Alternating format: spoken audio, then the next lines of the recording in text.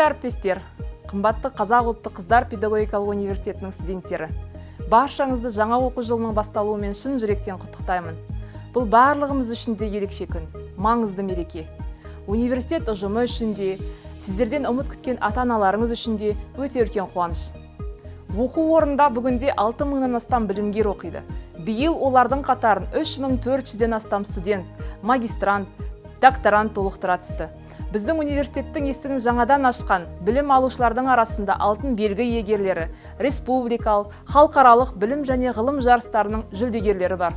Ұстаздардың ұстаханасы атанған Қазақ ұлттық қыздар педагогикалық университеті түлектерінің қатарында есімдері елге танымал қоғам қайраткерлері, мемлекеттік сыйлықтың лауреаттары, белгілі ғалымдар мен ұстаздар, даңқты спортшылар бар. Сіздер де алдыңғы буынның ізін жағалап, альма-матерлеріңіздің абыройын әрдайым көтереді деген сенімдемін.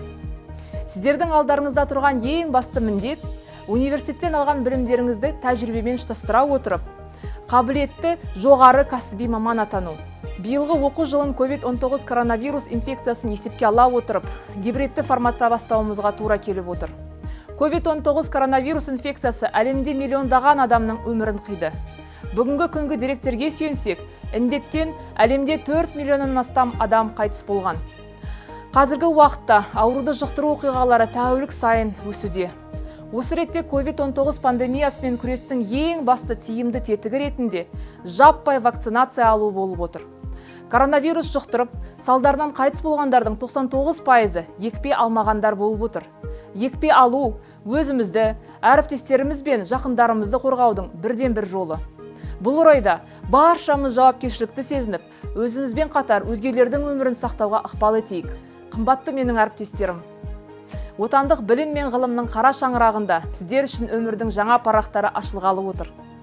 Оқу орнында алған білімдеріңізді бойға дарыту үшін еңбек етіп, зерек те зейінді, білгір де білікті маман боласыздар деген сенімдемін.